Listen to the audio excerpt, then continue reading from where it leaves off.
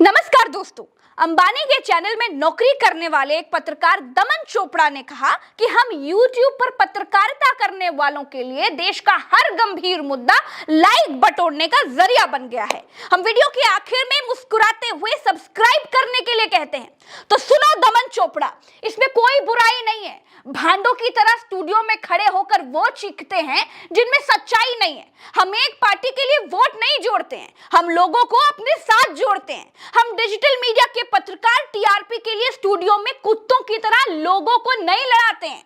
Studio में टीका वाले और टोपी वालों को आपस में नहीं भिड़ाते हैं। हम किसी गोदी सेठ के टुकड़ों पर पलने वाले पत्रकार नहीं हैं। हम अपने दर्शकों के आगे हक और अधिकार से सब्सक्राइब की फरियाद करते हैं। हम समर्थन मांगते हैं, हम लोगों से साथ आने का अनुरोध करते हैं। हम जबरन किसी के ड्राइंग रूम में घुस नहीं जाते हैं। हम फेक न्यूज नहीं फैलाते हैं, सिर्फ सरकारी चाटुकारी एंगल ही लोगों को नहीं बताते हैं।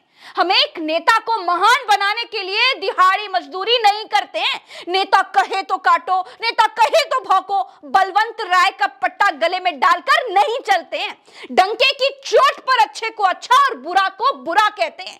पत्रकारिता की क्लास में सरकार से सवाल पूछना बताया गया था, हम अपना फर्ज निभाते हैं। सत्ता से हाथ मिला ले, हम वो पेशे के गद्दार नहीं है।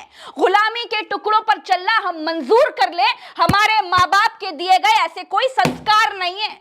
दमन चोपड़ा, 4 दिन तुम सरकार से सवाल पूछ लो, फिल्म सिटी में नौकरी के लिए तरस जाओगे। हम तो केवल लाइक करने के लिए कहते हैं, हम तो केवल सब्सक्राइब करने के लिए कहते हैं। तुम जैसे टीआरपी जीवी लोग हर बृहस्पतिवार को पहले अपनी नौकरी बचाते हो, फिर एक नेता के हुक्म पर पूरा दिन प्रोपेगेंडा चलाते हो। हम एक नेता की महानता के गीत गाकर मिले बिस्कुटों पर नहीं जीते हैं। हम लोगों के बीच जाते हैं, हम लोगों की आवाज उठाते हैं। दमन चोपड़ा, मैंने कल ही एक गरीब मल्लाह को मंत्री से मिलवाया है, उस गरीब को घर दिलवाने का वादा करवाया है, अपने प्रयासों से कईयों की मदद करके समाज सेवा का आनंद उठाया है। कितने लोगों को तुमने अपने स्टूडियो में बुलाकर जिन मंत्रियों की चापलूसी तुम करते हो उनसे हक और अधिकार दिलवाया है। तुमने अपने कितने दर्शकों के जीवन का अंधेरा मिटाया है। अरे एक भी उदाहरण दिखा नहीं पाओगे, एक भी उदाहरण बता नहीं पाओगे, क्योंकि तुम्हारे और तुम जैसे लोगों के स्टूडियो में आम आदमी की कोई जगह नहीं है। आम आदमी से जुड़ी खबरों को तुम फटाफट में निपटाते हो। हिंदू मुसलमान पर तो घंटों मुंह लड़ाते हो। एक धार्मिक एजेंडे वाली पार्टी के वोट जो बढ़ाते हो।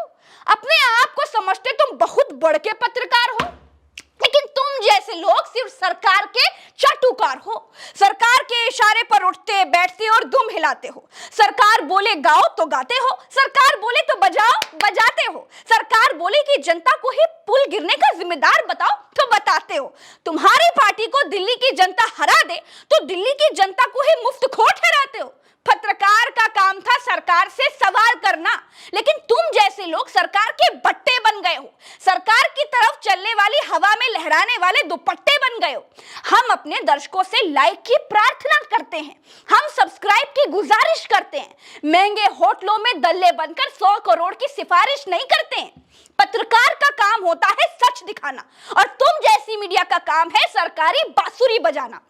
अगर है हिम्मत तो बताओ कि 2014 के बाद से कितनी डिबेटों में तुमने सरकार को घेरा है। प्रधानमंत्री से क्या तुम ये पूछ पाए कि मणिपुर के लोगों के जीवन में क्यों अंधेरा है? मणिपुर पर मोदी से नहीं पूछ पाओगे सवाल। अरे दूसरे ही दिन तुम्हारा गोदी सेठ चैनल से देगा तुमको निकाल।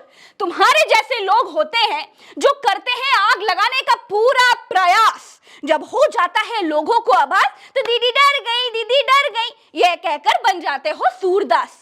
एक समुदाय को पहले पत्थरबाज नाम दिया, पत्थरबाज कहकर पूरी कौम को बदनाम किया, फिर पत्थर लेकर नाटक करने आते हो।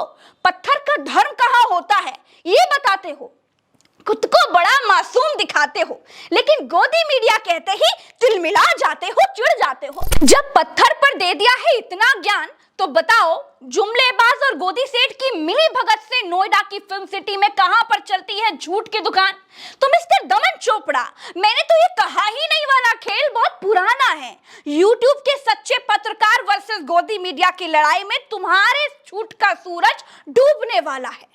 तुम जैसे लोग जिले, कस्बों, तहसीलों, गांव, मोहल्ले से सच्ची पत्रकारिता करने वालों को लोकल बुलाते हो। जो लोग सरकार से सवाल कर रहे हैं उनको यूट्यूबर कहकर चिढ़ाते हो। लाइक सब्सक्राइब की बात करके उनकी खिल्ली उड़ाते हो। जो गांव, कस्बों, तहसीलों से दिखा रहा है सच्चा समाचार, वही है असली पत्रकार।